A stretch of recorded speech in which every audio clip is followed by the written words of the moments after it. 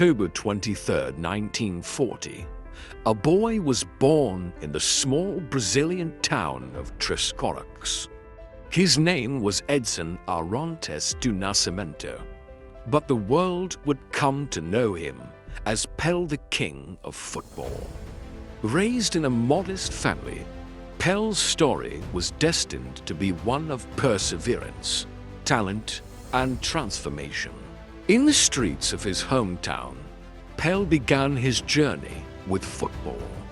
Like many children in Brazil, the sport was not just a pastime, it was a way of life.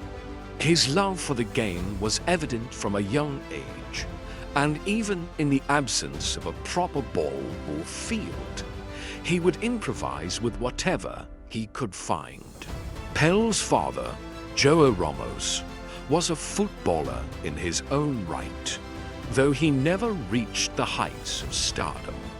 Still, he was a significant influence on Pelé's early years, passing on his love of the game and instilling a sense of discipline and passion in his son.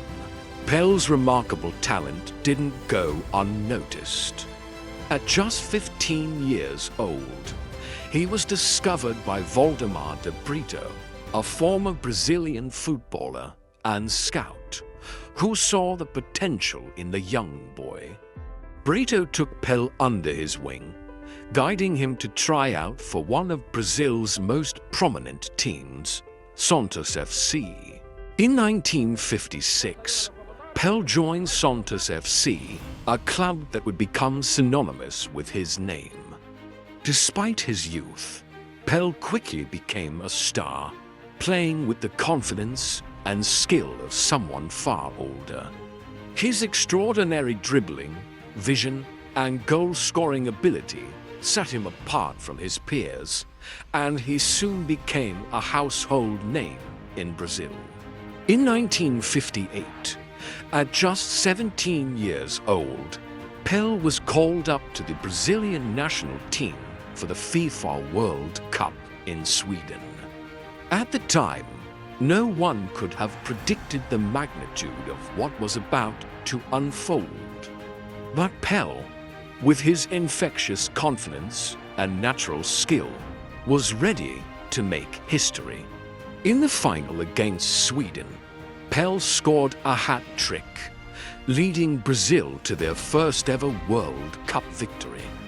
Pelé had become the youngest player to ever score in a World Cup final, and in doing so, he cemented his place as a football legend. Following his triumph at the 1958 World Cup, Pelé's career continued to soar.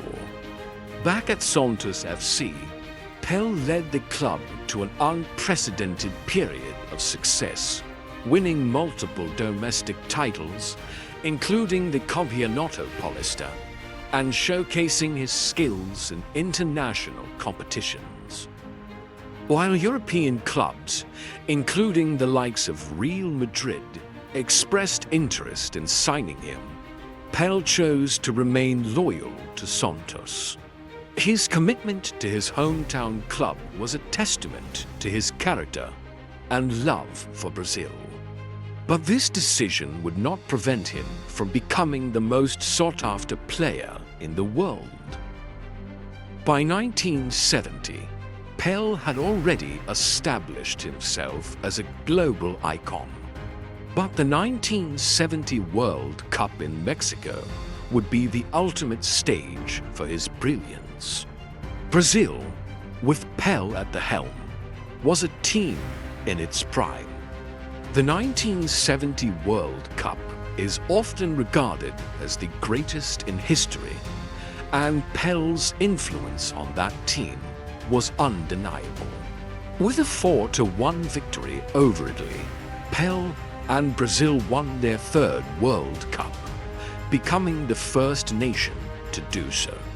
Pelé was the only player to be awarded 3 World Cup titles, an achievement that solidified his place as the greatest footballer of all time. In 1975, Pelé made the bold decision to move to the United States and join the New York Cosmos in the North American Soccer League. His arrival in the US brought football into the American consciousness, inspiring a new generation of fans and players. Pelé's influence on the game was undeniable, and his time in America marked a new chapter in his remarkable career. In 1977, Pelé played his final professional match, a friendly between the New York Cosmos and Santos, where he played for both teams. The crowd cheered as they witnessed the final moments of a career that had redefined football. After retirement, Pelé focused on philanthropy, using his fame to advocate for social causes and encourage the growth of football around the world. His legacy continued to inspire millions, as he remained a symbol of excellence and sportsmanship.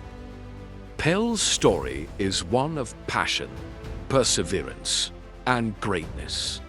He was, and will always be, the king of football.